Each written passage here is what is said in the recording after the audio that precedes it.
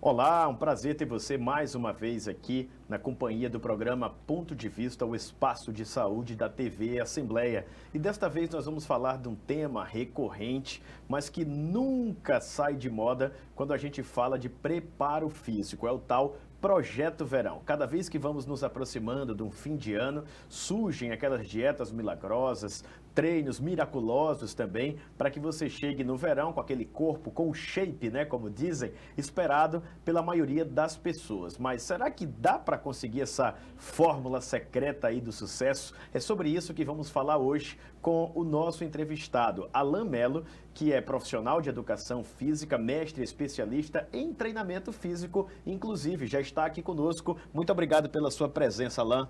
Boa tarde, tudo bom?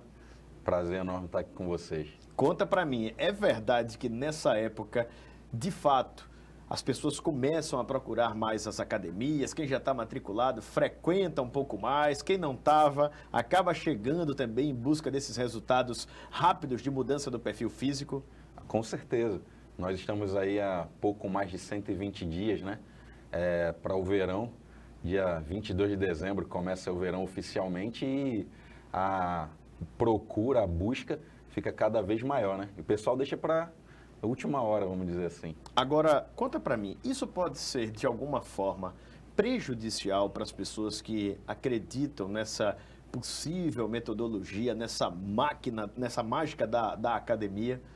Olha, é como você falou no início, o pessoal procura muito em cima da hora, querendo um milagre, e nós sabemos que milagres não vão acontecer assim do dia para a noite. Todo é um processo que a gente vai ter que percorrer, e nesse processo a gente vai demandar alguns cuidados, demanda tempo, e nem sempre o pessoal procura uma academia, um profissional em tempo hábil, né?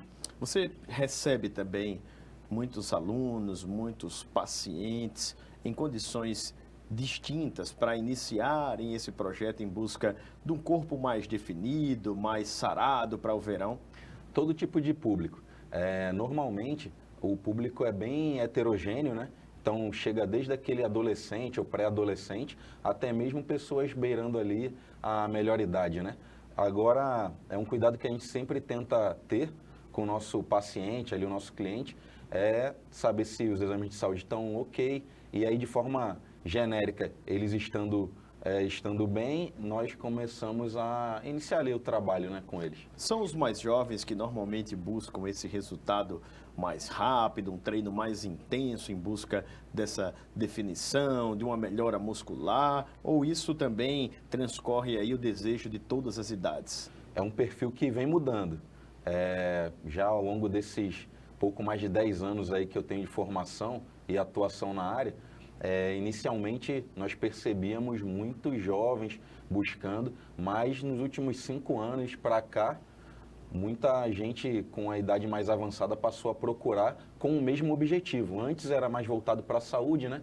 O pessoal mais velho, um pouco mais de idade avançada, mas hoje em dia não. Hoje em dia, até esse pessoal que já passou aí da casa dos 30, 40, até 50, tem muita gente que procura a academia nessa época do ano e o nosso atendimento por questões estéticas. E o que é que essas pessoas dizem para vocês? Olha, chega lá com a foto, eu estou supondo, claro, né? Eu quero chegar assim daqui a 4 meses, quero estar assado daqui a 6 meses, por exemplo. É por aí? Eu já chego com uma referência, eu quero daqui a 1 ano, tá igual o Felipe Franco, forte, né? Rasgado, como dizem. Olha, acontece, não vou mentir, mas na maioria das vezes são os relatos mesmo, né? As pacientes chegam, né, as clientes e citam algumas celebridades ou blogueiras, né, por assim se dizer, e os meninos, né, os rapazes, geralmente eles têm algum referencial também que ou está em evidência na mídia ou é algum atleta conhecido, mas acontece muito. Aí cabe ao profissional trazer a pessoa, né, ali para a realidade, falar o que é possível, conscientizar a mesma do estado atual dela, e a partir daí a gente começa a iniciar o trabalho dentro daquilo que é possível, né? Porque, como a gente vem falando, os milagres não vão acontecer assim a menos de 150 dias, né, para o verão. Você tocou num ponto muito importante também, que é a análise individual de cada pessoa. E essa individualidade biológica também deve pesar para o profissional de educação física, para aquela pessoa que está iniciando ou retomando o treinamento, né, a academia, na maioria das vezes. Com certeza. Existem, inclusive, estudos recentes que vêm investigando justamente a questão das pessoas que são mais responsivas ao treinamento e as pessoas que são menos responsivas ao treinamento, onde as pessoas mais responsivas terão mais resultados, por assim se dizer, em relação a os ganhos estéticos, ou seja no ganho de massa magra, seja na perda de gordura, mas isso é algo que a ciência já vem investigando e que para a gente parecia óbvio, né? Os estudos só vêm comprovando que realmente é algo que acontece. Então, para cada pessoa vai ter um resultado, um desfecho, né, diferente, dificilmente vai ser igual, mesmo em pessoas da mesma família. Interessante, né? Porque tem essa característica e também tem outros fatores correlatos, como, por exemplo, a questão nutricional. Ambos têm a mesma importância, um pesa mais que o outro para a questão do emagrecimento, da hipertrofia, do projeto verão. Olha, isso é algo bem polêmico, né? Influenciadores e pesquisadores da nossa área, eles discutem muito sobre o que seria o mais importante, né? Entre treinamento e dieta. Mas o que nós sabemos, de fato, é que pelo menos 3 pilares aí básicos a gente tem que levar em conta. Treinamento, a alimentação e o descanso. E aí o descanso não é só a questão do momento que você não está trabalhando ou não está treinando, mas também a questão do sono é super importante. Agora, pessoalmente falando, eu uso sempre uma analogia com meus pacientes, que é a seguinte: se você imobilizar uma pessoa e der a melhor refeição do mundo para ela, mesmo assim, ela não vai desenvolver, não vai produzir mais massa muscular. É o caso, por exemplo, de uma pessoa que está internada e quebrou um braço, por exemplo. Quando você tira o gesso daquele braço, geralmente aquele membro ali está atrofiado em relação ao outro, que continua mexendo. Então, para o ganho de massa muscular, é fundamental que haja, né, movimento, haja esforço, haja treinamento. O que eu costumo dizer para os meus pacientes, então? É que quando a gente fala de ganho de massa magra, provavelmente o treinamento é o fator mais importante. Mesmo que você faça uma alta ingestão de proteínas, que é algo fundamental para que você ganhe massa muscular, essa proteína provavelmente ela não vai ser utilizada ali de imediato para a construção de músculos, né? E, em contrapartida, ela vai acabar sendo acumulada pode acabar sendo acumulada em forma de gordura. Já falando do emagrecimento, aí a gente inverte, porque você pode realizar o melhor treinamento do mundo, o treinamento que gaste mais calorias, sei lá, vou exagerar muito, 1.000 calorias, 2.000 calorias. Porém, se você fizer uma ingestão diária acima desse valor que você gastou no seu treinamento e ao longo do seu dia, você só vai estar engordando menos, mas o que for excedente, aquilo que você precisaria para se manter, vai ser acumulado como gordura. Então, resumindo, quando a gente fala de ganho de massa magra, provavelmente, e aí entra um pouco da minha opinião, o treinamento físico é o principal fator. Pensando em perda de gordura, aí sem dúvidas a questão da alimentação e da quantidade de calorias que nós estamos ingerindo vai ser fundamental. Outra coisa que também acaba gerando polêmica, né? No final das contas, quando a gente trata dessa área dos profissionais de educação física, da nutrição, tudo aquilo que mexe com um pouco com a estética, com o ego, né? Com a autoestima, acaba sendo um pouco polêmico mesmo. Há pessoas também que dizem assim, então eu já estou fazendo aqui aquilo que eu precisava, então eu vou aumentar muito o meu volume de treino para poder ter um resultado mais rápido. O outro diz assim, não, eu vou manter a mesma frequência, mas vou dar aquele ganho na carga, vou aumentar a intensidade desse treino. Isso aí acaba também sendo um reflexo desse pensamento da maioria nas academias. Acontece, é uma briga intensa entre o pessoal do volume e o pessoal da intensidade. Mas o que os estudos têm demonstrado ultimamente? Em primeiro lugar, a gente precisa entender mais ou menos o que seria o volume de treinamento e o que seria a intensidade, que é algo que o pessoal também não compreende muito bem. A intensidade do treinamento, no caso da musculação, está associada à carga, ao peso que a gente acaba deslocando enquanto a gente realiza os movimentos ou sustentando. E o volume do treinamento segundo um estudo publicado em 2017 pelo maior pesquisador da área, ele pode ser definido de forma simples como a multiplicação de séries, repetições e carga. Ou seja, a intensidade ela está incluída dentro do volume. Então, provavelmente, para você ter um bom volume de treinamento, você vai precisar ter uma boa intensidade também.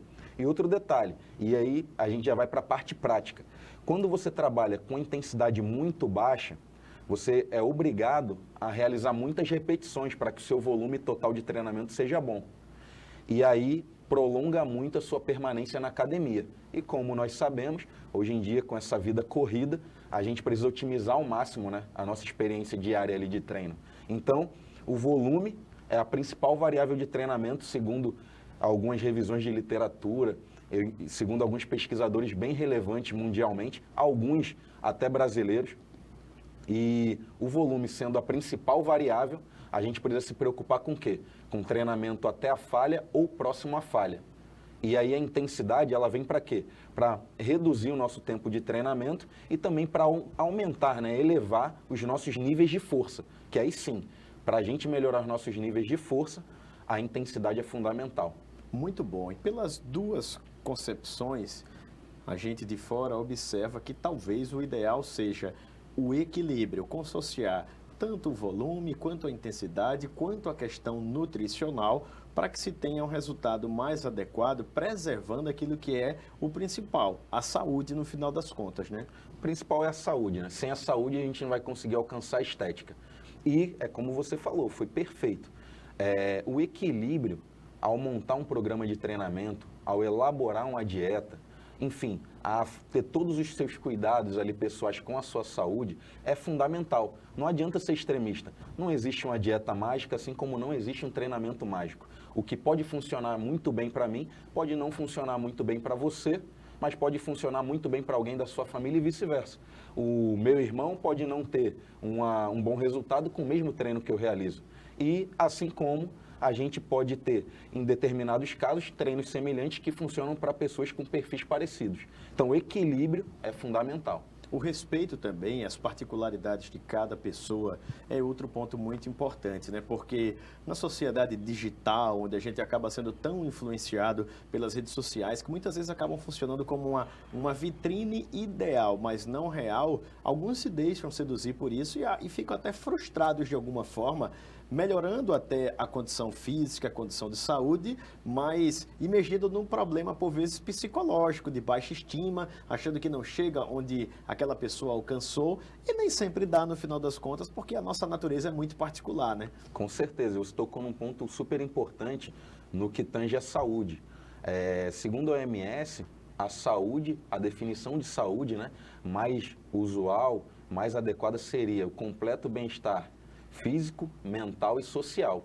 E aí as pessoas que se espelham em musas, em atletas, enfim, elas não conseguem entender que aquilo é uma realidade totalmente diferente do que uma pessoa normal vive. Então ela tem que, primeiro, calibrar suas expectativas de acordo com o seu estado atual e até onde ela pode chegar no período que ela quer, e depois entender que o atleta, ele é diferenciado geneticamente, ele tem um mindset diferente para fazer atividade. O atleta, ele, por exemplo, não está relacionado diretamente à saúde, que é o nosso foco principal aqui no mundo real. O atleta, ele está focado em desempenho, e desempenho e saúde nem sempre andam juntos. No caso das meninas, elas têm que entender que hoje em dia nessas mídias e nessas redes sociais tem muito filtro, tem muito tratamento de imagem, enfim, tem muitas coisas que envolvem aquela imagem que você está vendo no final, ela é uma propaganda, ela nem sempre reflete a realidade. E aí acontece muito, da gente chegar lá no nosso consultório, atender o pessoal, calibrar essa expectativa e trazer o pessoal um pouquinho para a realidade. Por quê?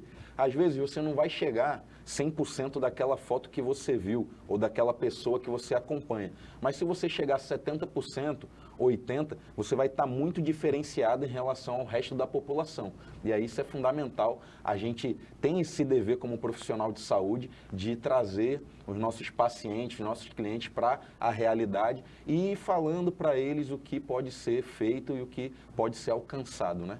Importante isso que você falou, professor Alain, pelo seguinte, eu já tive a oportunidade, por exemplo, de conversar com um atleta profissional de artes marciais, campeão mundial múltiplas vezes, e ele explicava que tanto a parte do treino, quanto a parte de alimentação e até de suplementação eram altamente individualizadas, feito por uma equipe multiprofissional, né, multidisciplinar, que garantia toda essa fundamentação necessária para se alcançar esse alto rendimento.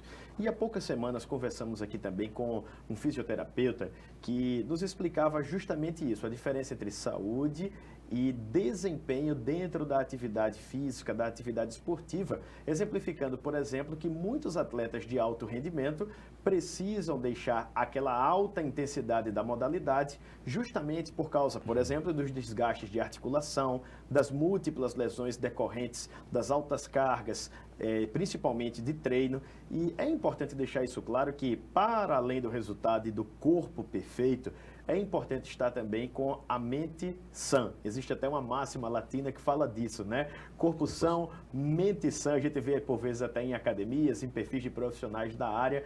É importante destacar isso porque muita gente acaba se dedicando muito ao treino, se abstendo muito de determinados alimentos, o que já causa um impacto natural, tanto no aspecto físico, quanto no aspecto psicológico, até metabólico mesmo, né? Temos de ter isso em mente, né? Preciso dessa supervisão e desse equilíbrio, até para a gente não sair desse tino racional e acabar imergindo num problema em busca de uma solução que não existe, né? Com certeza, muitas pessoas, elas vão aderir à atividade física, à prática de atividade física, à prática de uma boa alimentação e, por vezes, o que acontece? Ela acaba piorando o seu estado, exatamente como você falou. E por que isso acontece? Isso acontece muito por conta da alta expectativa e da falta de alcance ali do que é mensurável ou não.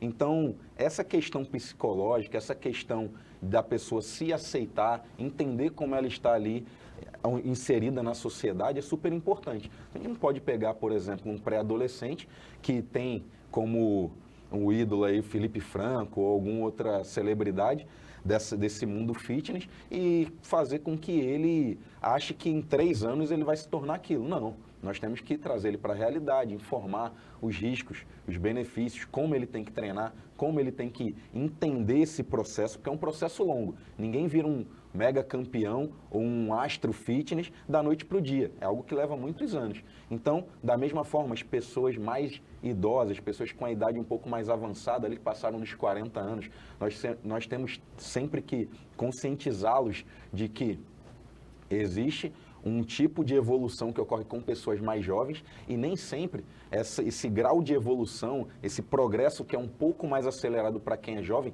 ocorre com as pessoas de mais idade. Então, é algo que a gente sempre tem que estar trabalhando e a gente informando sempre o nosso paciente, o nosso cliente, vai fazer com que ele fique com a mente bem sã, o corpo são e aí o final a gente já sabe, é o ganho estético associado ao ganho de saúde, a manutenção de saúde.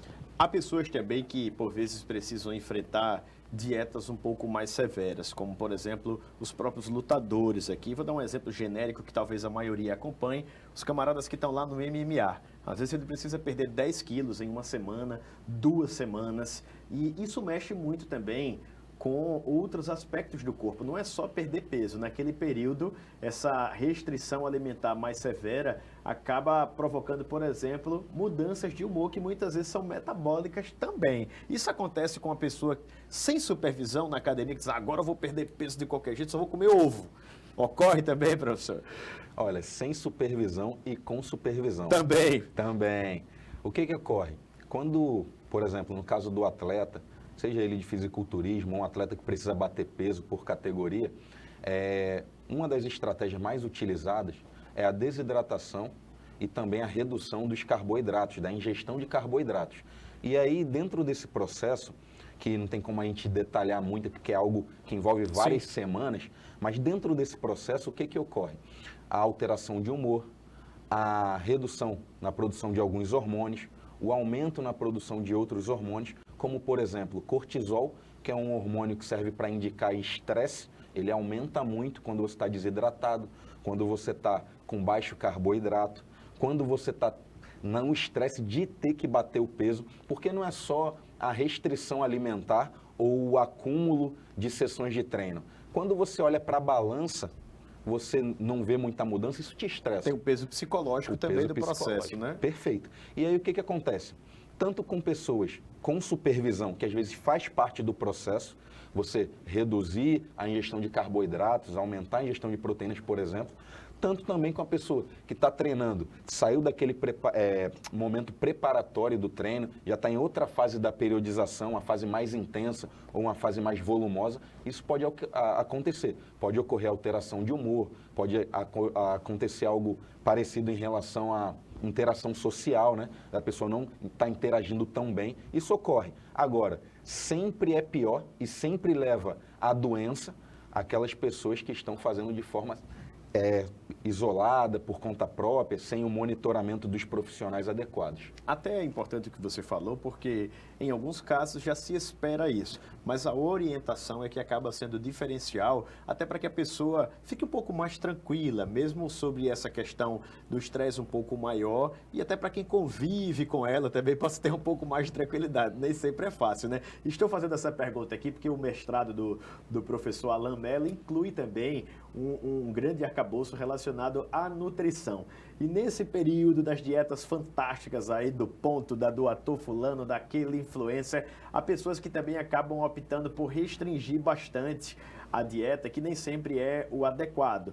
O que é melhor? Carboidrato para ganhar massa magra, só proteína, como você falou? É importante sempre ir ao nutricionista, mas acaba ocorrendo também isso aí nesse ambiente, sobretudo de academia? Com certeza. E aqui eu vou até fazer uma observação, como a minha formação não é em nutrição, é apenas um mestrado que fiz aqui na Universidade Federal, eu sempre falo para os meus clientes e pacientes, inclusive tem um nutricionista na minha equipe de atendimento e a palavra final sempre é do nutricionista. Mas o que a gente pode falar aqui, trazer de informação para o pessoal que está nos assistindo hoje? É que em relação ao tipo de macronutriente que mais acumula gordura, ou que pode levar a maiores ganhos de peso, um estudo publicado ali em meados ali de 2015, 2018, ele apontou que não é a gordura o vilão. Não é a ingestão de gordura que vai fazer você acumular mais gordura, e sim a ingestão exagerada de carboidratos. Por quê? Porque a maior parte do carboidrato que é oferecido à população hoje pode ser considerado carboidrato de rápida absorção ou de alto índice glicêmico. Macarrão, arroz, batata doce. Esses aí são bons até, mas sanduíches, biscoitos, alimentos processados, industrializados, esses têm uma carga glicêmica alta e uma absorção muito rápida. Só quer dizer que ele tem muito, entre aspas, açúcar, simplificando assim talvez, isso. E acabam virando gordura no corpo, sendo absorvido de uma forma mais rápida. Exatamente. Por quê? Porque esse carboidrato, esse açúcar, né, essa glicose, que o nosso corpo entende como glicose, a glicose que é administrada aqui no nosso corpo, quando ela não é utilizada, ela é estocada. Porque o que é a gordura? A gordura é a energia estocada no nosso corpo. Então, tudo que a gente for ingerir vai ser, e passar do que a gente precisa, vai ser estocado. E a pergunta é, que esses pesquisadores responderam, foi justamente a questão de que, no caso da proteína e no caso da gordura, você alcança uma saciedade ao se alimentar antes do que você alcança quando você ingere carboidratos, principalmente esses carboidratos de alto índice glicêmico, como, por exemplo, o nosso pãozinho francês. Então, é muito comum a gente ter algum amigo, algum familiar que o cara ingere, come ali 8 pães de uma hora para outra rapidinho. Por que isso? Porque ele não está saciado.